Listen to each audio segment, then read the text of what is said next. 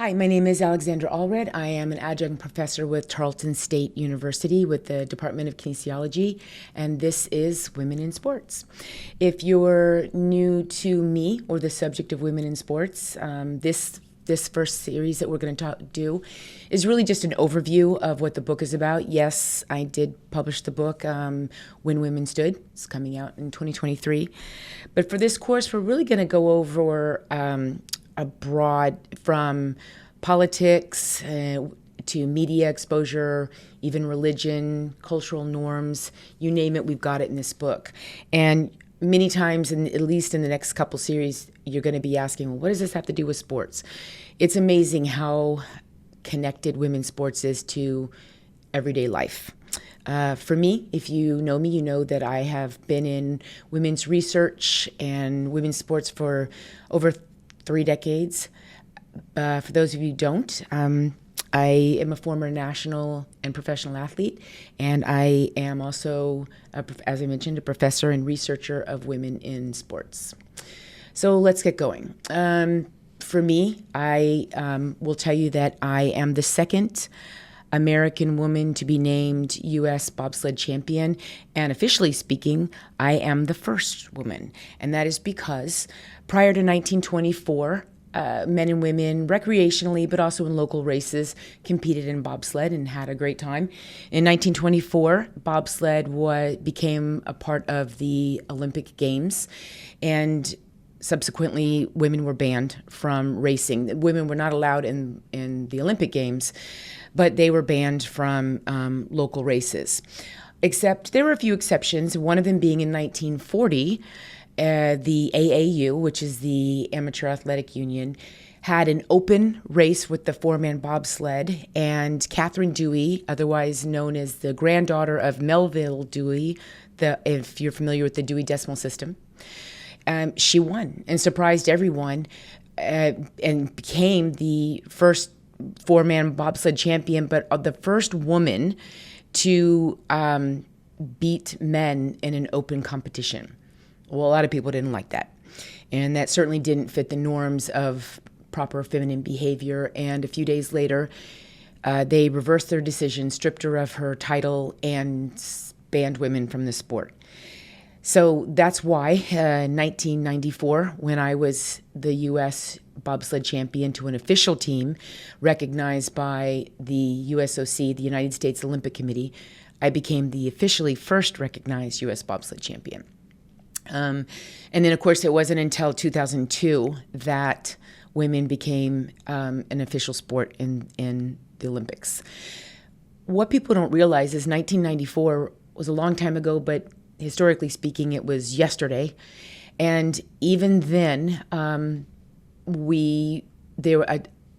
team was named, but we were never fully recognized because women were definitely not wanted in the sport. And it went to the old saying that we've heard from the very beginning, pre-Title IX to today, where male teams will say, well, if we allow women in, they're going to take our resources, they're going to take our equipment, they're going to take our facilities, and we'll have nothing left. This is not true. And in fact, as we will discuss later on, when the women's bobsled team finally came in and got our breadcrumbs, we initially got one of the bigger sponsors at $250,000 account and brought in more media than had ever been seen before. And it was Jill Bakken, you see in the picture there. To the right was a driver. She was there from the get-go in 1994, and she broke over an over 50-year streak of losing for the U.S. Bobsled Federation, and she brought the United States their first gold medal in 2002. This you're going to see as we talk more and more.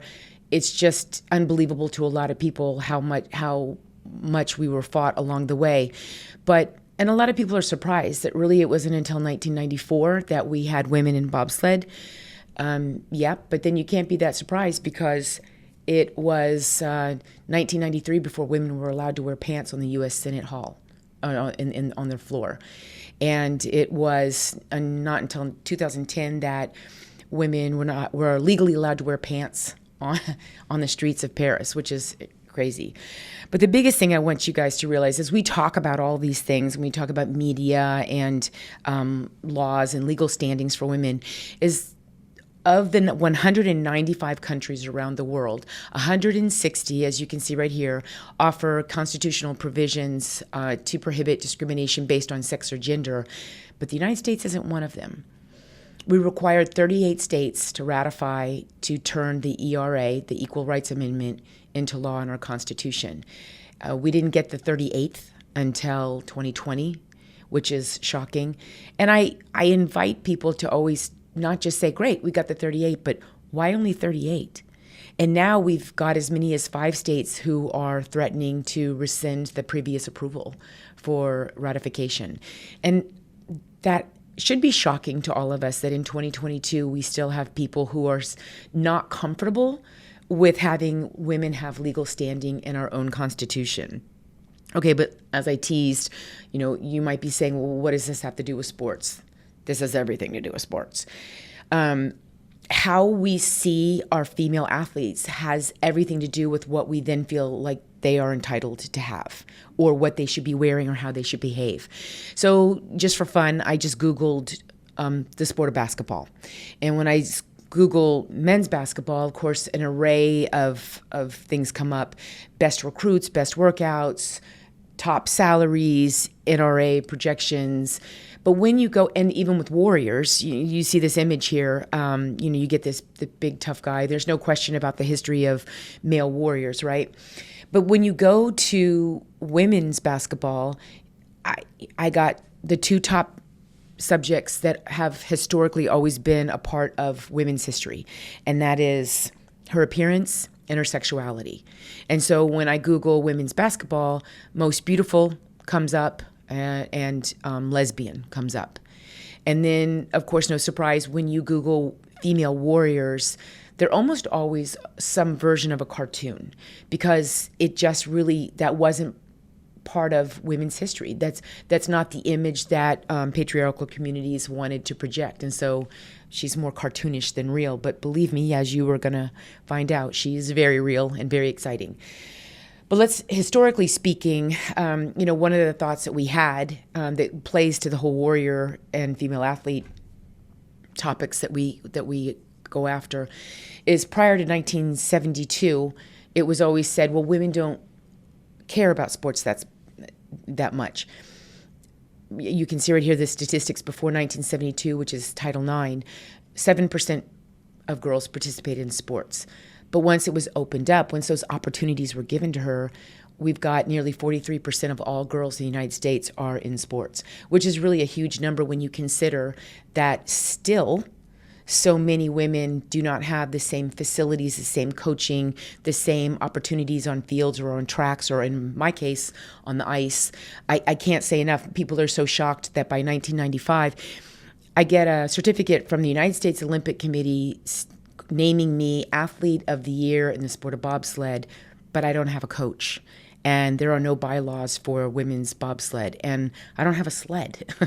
And I'm not given any time on the ice. So you can say that someone's an athlete, but if you never give her the proper tools, the facilities, the coaching, the opportunities, it really doesn't mean anything. And so this is sadly, this is very much a part of women's history.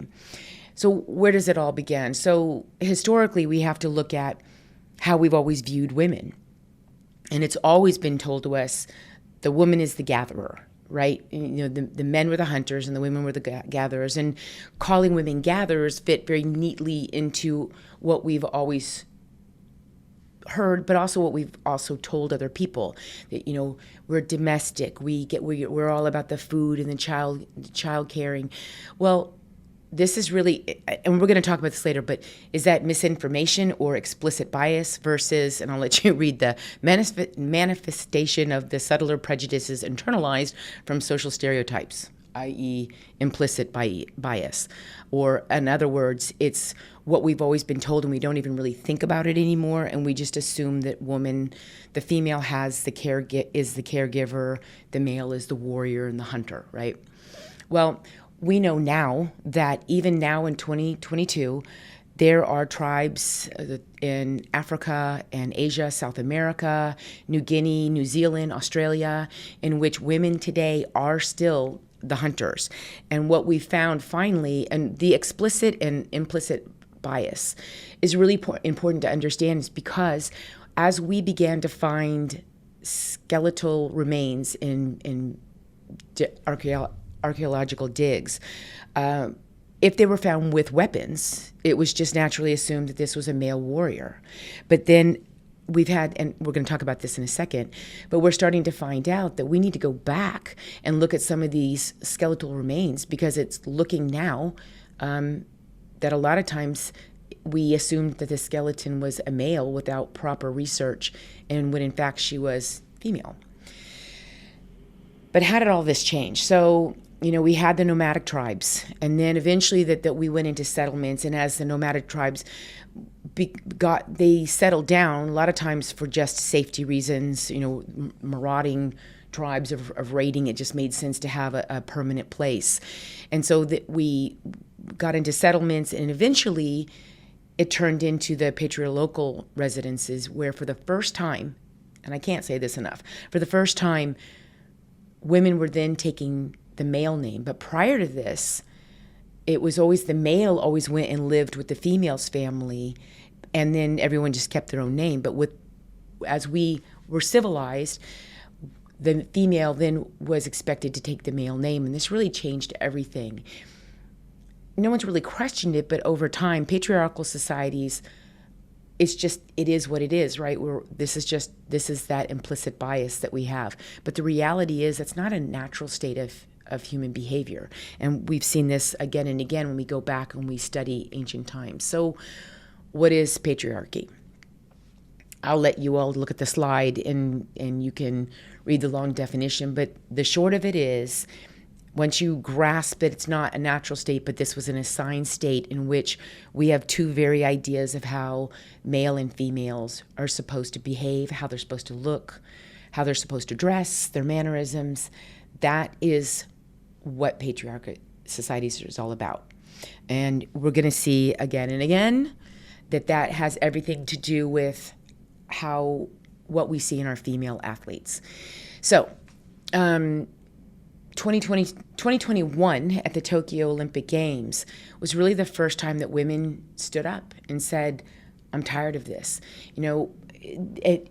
For example, in beach volleyball, the sands can get up to 120 degrees. And yet we have males wearing long shorts and loose-fitting tank tops, but the women athletes are in these bikinis. And so there are some female athletes who like that, and we'll discuss why, because they're more visible and they get more fans. There's no coincidence that in terms of viewership during the Olympic Games, female beach volleyball is far more popular than male beach volleyball, and it's because we enjoy looking at these female athletes. No doubt they're phenomenal athletes, but a lot of it has to do with what they look like. The irony here, though, is that women were told when the Norwegian beach volleyball team said, we're not going to do this, we're going to wear regular athletes' clothing for these events, and they were charged with being improperly clothed, which is absurd if you look at the history. But what it comes down to is the media and how women are seen. The standards changed, but the rules stayed the same. And here's what I mean by this. You look to the picture to the left and you'll see, prior to really the 1960s is when things started to change a lot. But during the early centuries, we made sure that the proper female was really only visible from the neck up and her hands, like you see in the picture to the left. And in many countries around the world today, that's still the case, where there's very rigid rules and laws about how women can look and behave. But then the picture on the right, by the 1970s, obviously this was in the 70s, but by the 1970s, women were showing more and more skin as athletes, but certainly in the media, because it got more fans, it got more attention. We started using them in commercials, but certainly women's nudity is not new. The first cameras were invented in 1816 by a Frenchman, and in France, by 1830, photographing naked women was so popular that news of it traveled around the world, and even in the United States, there were a lot of Americans who really wanted to get this racing material, even while they were insisting that their own wives and daughters and mothers were still, neck up and hands only showing. They also wanted to get these pictures. So this is very much a part of the women's complicated history, which, again, we're going to discuss. Remember, this is just an overview, but that's women in medicine. Many people are shocked to find out that right now in 2022, many American universities and colleges that teach medicine are still using the 154 pound male as being suitable for also addressing the medical needs for a female. We know that this is absolutely bogus. And even by 2016, we were not including females in clinical trials. Clinical trials like, for example, Ambien, the sleep aid, women react very, very differently and dangerously so. And so there are many medications, there's all kinds of anesthesia in which it's been recorded that women wake up in the middle of their surgery where men don't. But women weren't included in the trials. So it's quite shocking what's been allowable, because women are just seen as second-class citizens. And even though those are strong words, I know a lot of people might step back on that one, but consider this: it is 2022, and we still have not made women legal in our U.S. Constitution, and we only have 38 states out of 50 that agree that this should be included in our Constitution. So it's a lot. You look at Aristotle, this attitude predates Aristotle, but Aristotle was one of the first to say it's believed that the womb wandered inside of the woman, and this made her hysterical, and she wasn't right in her mind. And then it was even the father of pathology many centuries later, who said woman is a pair of ovaries with the human being attached. Well, of course, a male is a human being who happens to have testes. That thinking, though barbaric, still applies in many ways when we refuse to address the medical needs that women have that are very different from men, in not just sports, but in all forms of medicine. But you're going to see how it's rather shocking how in sports that this persists, and we're not doing proper study on the female anatomy. So I'll wrap this session up by just saying what I just said. There's so little to that we know about this. In the media, fat shaming, the dangers of sexual assault, they continue today.